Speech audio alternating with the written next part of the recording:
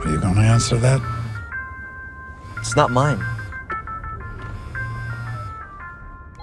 Alright, diving into Retribution, this is a movie, again, for whatever reason, maybe I'm not on the right platforms, but I'm not seeing very many advertisements for movies, which is strange. I'm part of the film industry, I'm an actor, I'm a writer, director.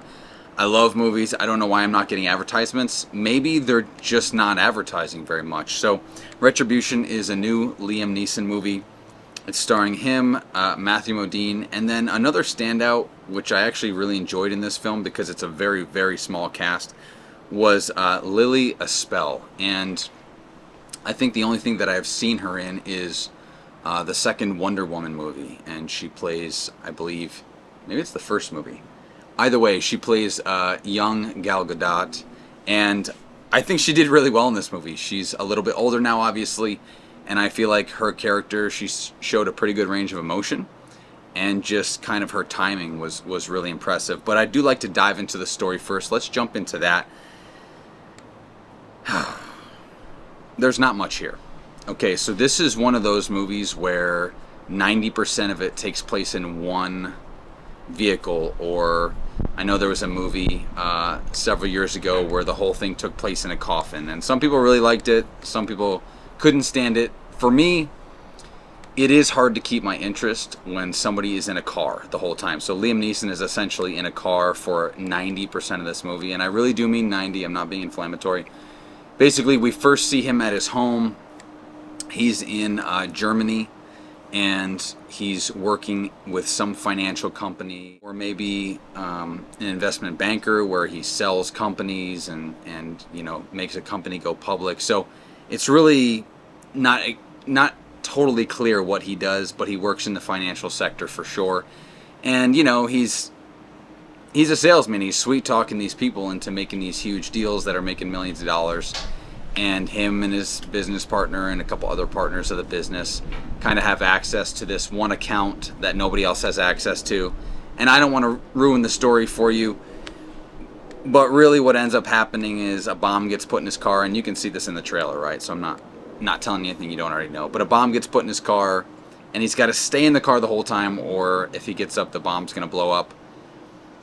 There's a couple plot holes with this right away. One, you know, you could do the old Indiana Jones, right? Put a big old bag or something heavy to replace yourself in the seat and get out of there. I don't know, maybe I'm just an idealist, but these kind of movies, I understand where the draw is, maybe for some people, but for me, there's like some plot holes that kind of bother me. So this script, I think they did an okay job of keeping me engaged. However, I was there with my wife, and anytime I'm talking a lot during a movie, it's not a good sign. It usually means you're kind of bored, you're not fully engaged, and you don't really care about what's going on. I liked Liam Neeson. This was one of his more emotional performances, actually. I think he had a few nice moments in this. Lily had a few nice moments.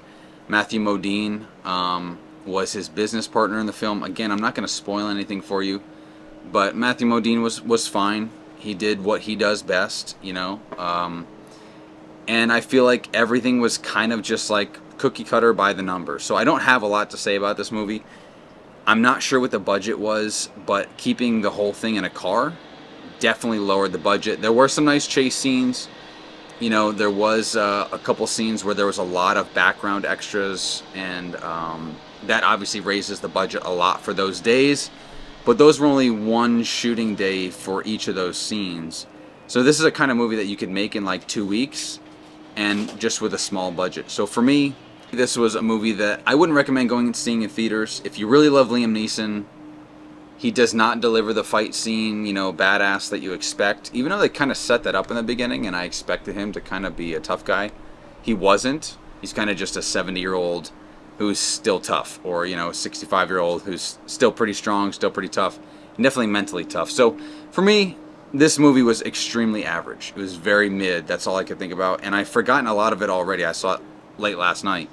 So this is not one I would recommend in the theaters. When it comes to streaming on Amazon or Netflix or something for free, check it out if you really love Liam Neeson. You're not going to get the fighting tough guy. You're going to get more of like a guy struggling to become a dad again, and kind of he ruined his family, and now he's fighting for their lives. So it kind of brings them back together. It's that kind of thing. It's like supposed to be a heartwarming story, but there's not a ton of things that kind of bring you back and really love and care about this family. So I don't know. It was just a film, and for me, this one is, I would say, probably like a 4.2. Liam Neeson brings it up to a 5, just because you gotta love Liam Neeson. But that's a review. That's it for me. I will see you in the next one. What's it gonna be?